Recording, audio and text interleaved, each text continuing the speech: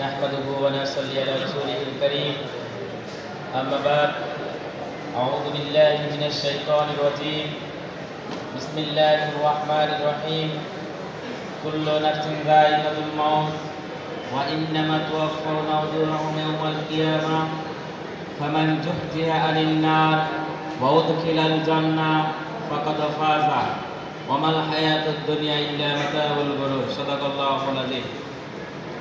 আল্লাহর জমিনে আল্লাহর দ্বীন প্রতিষ্ঠার অসংখ্য তরুণের রক্তস্নাত শহীদ কাফেলা, বাংলার 18 কোটি মুসলমান তথা বিশ্ব মুসলিম উম্মাহ হৃদয়ের স্পন্দন, এদেশের সাধারণ ছাত্র জনতার আশা ভরসা নির্ভরতার প্রতীক, আমাদের প্রাণের চেয়ে প্রিয় সংগঠন বাংলাদেশ ইসলামী ছাত্র শিবির রাজশাহী জেলা পূর্ব কর্মী সমাবেশে উপস্থিত রাজশাহী জেলা পূর্বের সংগ্রামী সভাপতি মেধাবী ছাত্র নেতা রুবেল ভাই উপস্থিত, রাজশাহী জেলা পূর্বের সেক্রেটারি উপস্থিত, রাজশাহী জেলা পূর্বের অন্যান্য দায়িত্বশীল ভাইরা এবং সাবেক সভাপতিবৃন্দ, আমার সামনে উপবিষ্ট আমাদের প্রাণের স্নেহের কাছের কর্মী ভাইরা, সকলকে জানাই রাসূলের শিক্ষা দেওয়া সর্বশ্রেষ্ঠ সম্ভাষণ, আসসালামু আলাইকুম ওয়া রাহমাতুল্লাহি ওয়া বারাকাতুহু।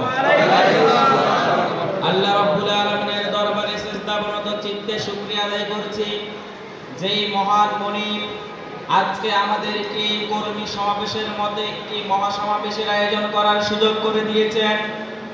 আমরা বাৎসরিক পরিকল্পনা নেওয়ার সময় এই ধরনের উন্মুক্ত ময়দানে প্রোগ্রাম করতে পারবো চিন্তা করি নাই, ষান্মাসিক রিপোর্ট জমার পরও চিন্তা করতে পারি নাই, বাংলাদেশ সহ গোটা বিশ্ব যখন চিন্তা করতে পারে নাই বাংলাদেশে ইসলামী প্রোগ্রাম করার জন্য এমন সুন্দর আবহাওয়া তৈরি হবে। বাতিল শক্তি মনে করেছিল তাদেরকে দেশ থেকে কেউ বিতাড়িত করতে পারবে না। তারা শোনাচ্ছিল 2041, তারা শোনাচ্ছিল আজীবন, তারা করতে যাচ্ছিল দেশটাকে উন্নয়নশীল দেশ। কিন্তু জাতি যখন বুঝতে পেরেছে এই দেশকে নিয়ে তারা নীল নকশা খেলছে, আল্লাহ রাব্বুল আলামিন দেখছে তাদের পাপের সীমা লঙ্ঘন যখন মাত্রাতিরিক্ত ছড়িয়ে গেছে, তখন আল্লাহ রাব্বুল আলামিন এই জমিনে আর তাদেরকে ঠাঁই দেয় নাই।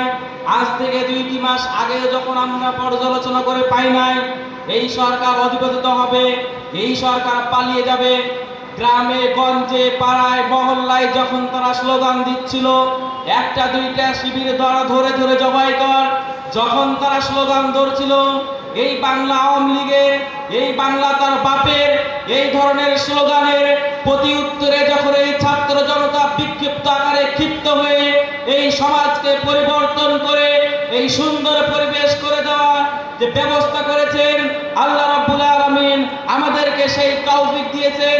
আমাদের মতো এই যুবকদের হাত ধরে এই বাংলার জমিনকে পরিবর্তন করার একজন সৈনিক হিসেবে থাকার সুযোগ করে দিয়েছেন। তাই সেই মহান মনিবের দরবারে শুকরিয়া আলহামদুলিল্লাহ। এরপরে আমাদের প্রিয় নবী হযরত মুহাম্মদ সাল্লাল্লাহু আলাইহি ওয়াসাল্লামের প্রতি দরুদ সাল্লাল্লাহু আলাইহি ওয়াসাল্লাম আমরা শ্রদ্ধা ভরে স্মরণ করছি।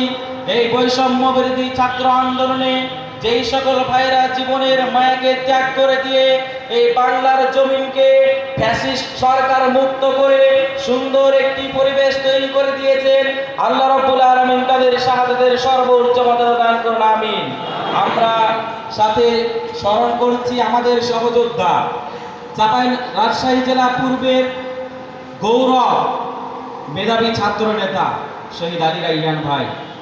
আমরা প্রত্যেকটা রাতে যখন পর্যালোচনায় বসতাম এই আন্দোলন শুরুর নেপথ্য থেকে যখন প্রত্যেকদিন রাজশাহীর আন্দোলনকে কিভাবে সাজাতে পারি, প্রতিটা রাতে ছিল শহীদ আলী রায়হান ভাই। আমাদের পর্যালোচনার বিষয় ছিল কিভাবে এই ছাত্র জনতার উপর যদি প্রশাসন গুলি করে কিভাবে টেকেল দেওয়া হবে, আওয়ামী সন্ত্রাসীরা যদি সাধারণ ছাত্রের উপর গুলি বর্ষণ করে কিভাবে তাদেরকে আমরা নিরাপত্তা দিব। আমরা ছাত্র শিবির একটি গঠনমূলক ছাত্র সংগঠন হিসেবে ছাত্রদের জিম্মাদারি ছাত্র শিবিরের দায়িত্বশীলদেরকে নিতে হয়। সেই জন্য আমরা পরিকল্পনা নিতাম বরাবরই যে ছাত্র শিবিরের এই জিম্মাদারির জায়গা থেকে কিভাবে সাধারণ ছাত্রদেরকে নিরাপদভাবে এই আন্দোলনে শরীক করে তাদেরকে রুম পর্যন্ত পৌঁছে দেওয়া হয়।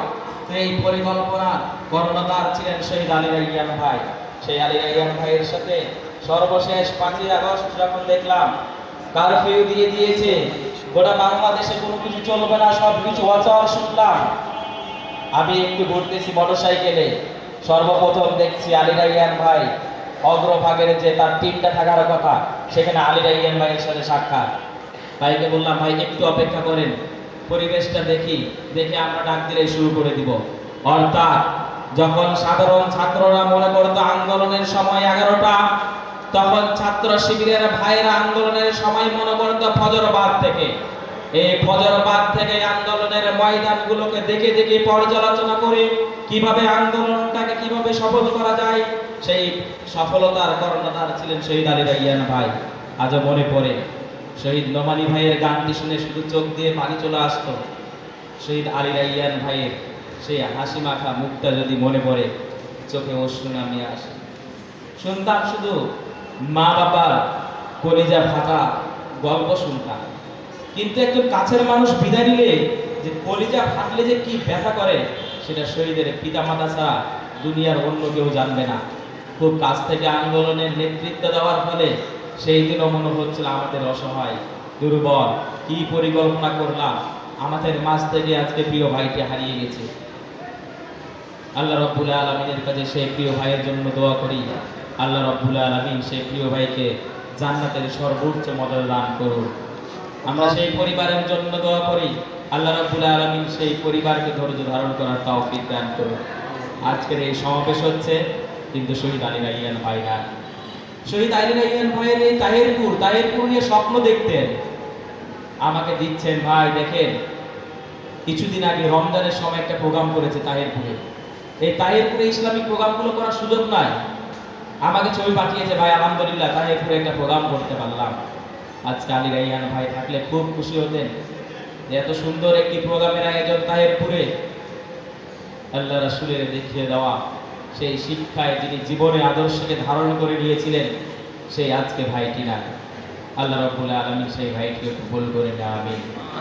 সংগ্রামী রাজশাহী জেলা পূর্বের কর্মী ভাইরা, আজকের এই সমাবেশের উদ্দেশ্য কি আপনারা কি জানেন? আজকের এই সমাবেশের উদ্দেশ্য তো সেটাই, ছাত্র শিবিরের লক্ষ্য উদ্দেশ্যকে স্মরণ করিয়ে দিয়ে ছাত্র শিবিরের কর্মী ভাইরা সেই পথে পরিচালিত হবে। আজকে আমরা এই বাংলাদেশে বসবাস করছি, যে বাংলাদেশকে আমরা মেধার ভিত্তিতে গড়তে যাচ্ছি, যে বাংলাদেশকে আমরা করতে যাচ্ছি ন্যায় ইনসাফ প্রতিষ্ঠা, সেই ন্যায় ইনসাফ প্রতিষ্ঠার যে আন্দোলনে আমাদের শত শত ভাই শাহাদাত বরণ করেছেন, সেই জিম্মাদারি আজকে আমাদের উপর এসে পড়েছে।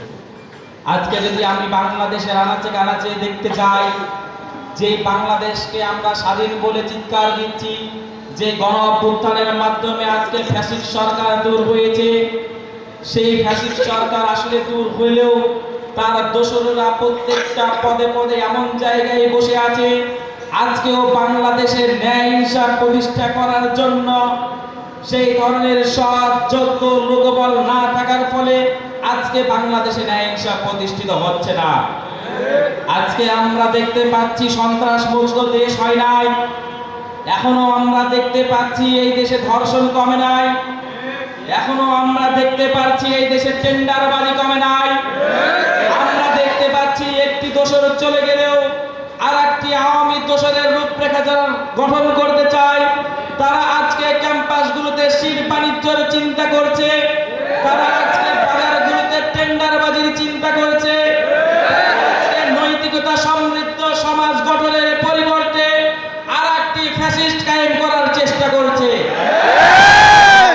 ছাত্র শিবিরের কর্মী ভাইদের সিদ্ধান্ত নিতে হবে, এই দেশকে গড়ার জন্য যারা রক্ত দিয়েছে, সেই রক্তের প্রতিদান দেওয়ার জন্য সমাজের সর্বশ্রেষ্ঠ সন্তানকে হতে হবে ছাত্র শিবিরকে। এই সমাজের সর্বশ্রেষ্ঠ যুবকটি হবে ছাত্র শিবির, এই সমাজের সর্বশ্রেষ্ঠ নৈতিকতা সমৃদ্ধ ছাত্র হবে ছাত্র শিবির। ছাত্র শিবির যেন সমাজের দৃষ্টান্ত হয়ে যায়, ছাত্র শিবিরকে দেখে শিক্ষক বলবে তুমি ওই ছাত্র শিবিরের ভাইয়ের মতো চরিত্র গঠন করো। ছাত্র শিবিরের কর্মী ভাইদের প্রতি এটাই প্রত্যাশা রাখে। আজকে আমরা পর্যালোচনা করে দেখতে যাই সমাজের কি আমি শ্রেষ্ঠ সন্তানটি হতে পেরেছি কিনা। আমি পর্যালোচনা করে দেখতে পাই সমাজের আমি শ্রেষ্ঠ ছাত্রটি হতে পারছি কিনা। আজকে যেদিকেই তাকাবেন সেদিকেই শিবির। এই শিবিরের ধারকবাহক কেন হলো? আজকে কিছু ছাত্র ভাইয়ের মেধাবী ছাত্র ভাইয়ের রেজাল্ট পাবলিশ হওয়ার কারণে সবাই পজিটিভলি নিচ্ছে। ছাত্র শিবিরের প্রতিষ্ঠা লগ্নের পর থেকে এখন পর্যন্ত কোন ধরনের টেন্ডারবাজি, কোন ধরনের চাঁদাবাজি, কোন ধরনের সন্ত্রাসবাদ, কোন ধরনের নৈতিকতার বহির্ভূত কাজকে প্রমাণ করতে না পারার ফলে আজকে বাংলাদেশের প্রতিটি বিশ্ববিদ্যালয়ে, বাংলাদেশের প্রতিটি কলেজে, স্কুল, মাদ্রাসায়, মক্তবে প্রত্যেকটা ছাত্রের হৃদয়ে হৃদয়ে ধ্বনিত প্রতিধ্বনিত হচ্ছে বাংলাদেশ ইসলামী ছাত্র শিবির। মনে রাখতে হবে আমাদের দুর্বলতার কারণে এই ছাত্র শিবিরের নামক যে একটি সুন্দর সমাজ রয়েছে, যে ছাত্র সংগঠন রয়েছে, সেটি যেন দুর্বলতার বহিঃপ্রকাশ না ঘটে। ছাত্র শিবিরের কর্মী হিসেবে ছাত্র শিবিরের কর্মীর যে বৈশিষ্ট্য, সেই বৈশিষ্ট্যগুলো আর আমরা ধারক বাহক হতে পারছি কিনা। ছাত্র শিবিরের কর্মী তো 5 ওয়াক্ত নামাজ পড়ার কথা। ছাত্র শিবিরের কর্মী তো কোনো ধরনের নৈতিকতা বহির্ভূত কাজ না করার কথা। ছাত্র শিবিরের কর্মী তো পড়ালেখায় নিয়মিত মনোযোগী হওয়ার কথা। ছাত্র শিবিরের কর্মী তো চারিত্রিক মাধুর্য দিয়ে এই সমাজটাকে জয় করে নেওয়ার কথা। কিন্তু যদি আমরা এদিকে দুর্বলতা প্রদর্শন করে ফেলি, তাহলে ছাত্র শিবিরের যে কর্মীর বৈশিষ্ট্য, সেই বৈশিষ্ট্য থেকে আমরা নিজকে সরিয়ে ফেললাম। এরপরে ছাত্র শিবির নামক যে একটি গোটা বাংলাদেশ সহ সারা বিশ্বে যে সুনাম কুড়িয়েছে, সেই দুর্নামের জন্য আমরা দোষী হয়ে পড়ব। সুতরাং কর্মী ভাইরা, আমাদেরকে যে প্রত্যাশা রাখে ছাত্র শিবিরের লক্ষ্য উদ্দেশ্য, একজন সৎ, দক্ষ, আদর্শ দেশপ্রেমিক নাগরিক হয়ে এই দেশের সমৃদ্ধ কামনার জন্য নিজের জীবনটাকে উৎসর্গ করে সার্বিক প্রস্তুতি নেওয়া। আমরা সেই প্রস্তুতির দিকে যেতে পারছি কিনা? আজকে আমাদের জীবনের লক্ষ্য উদ্দেশ্যকে শেখানো হচ্ছে না। বর্তমান শিক্ষা ব্যবস্থা একটি পুঁজিবাদী শিক্ষা ব্যবস্থা, তাকে শেখাচ্ছে এই ভোগবাদী শিক্ষা ব্যবস্থা, যার ফলে সমাজে এখন পর্যন্ত যারা এই ধরনের শিক্ষা ব্যবস্থায় শিক্ষিত হয়ে এই দেশকে পরিচালনা করছে, তাদের দ্বারা এই সমাজ মুক্ত হচ্ছে না। এই সমাজ দুর্নীতি মুক্ত তখনই হবে যখন তারা নৈতিক শিক্ষায় শিক্ষিত হবে। এই বাংলাদেশের এই পুঁজিবাদী শিক্ষা ব্যবস্থায় একজন ছাত্র তিনি তার পরিচয় সম্পর্কে জানতে পারছে না। একজন ছাত্র বুঝছে না তার জীবনের লক্ষ্য উদ্দেশ্য, তার জীবনের লক্ষ্য উদ্দেশ্য কি হওয়া উচিত, তার জীবনটাকে কিভাবে পরিচালিত হওয়া উচিত, তিনি কিভাবে চলতে হবে, তার দায়িত্বটা কি। এই দায়িত্ববোধ এই বর্তমান শিক্ষা ব্যবস্থায় না শিখিয়ে আজকে এই শিক্ষা ব্যবস্থা শিখাচ্ছে নৈতিকতা বিবর্জিত শিক্ষা ব্যবস্থার মাধ্যমে সবাই এই নৈতিকভাবে পদস্খলিত হয়ে প্রত্যেকটা সমাজের রন্ধে রন্ধে তারা প্রবেশ করে এই সমাজটাকে বারবার নৈতিকতা সমৃদ্ধ সমাজ গড়ার পরিবর্তে তারা একটা জাহেলি যুক্ত সমাজকে গঠন করে ফেলেছে।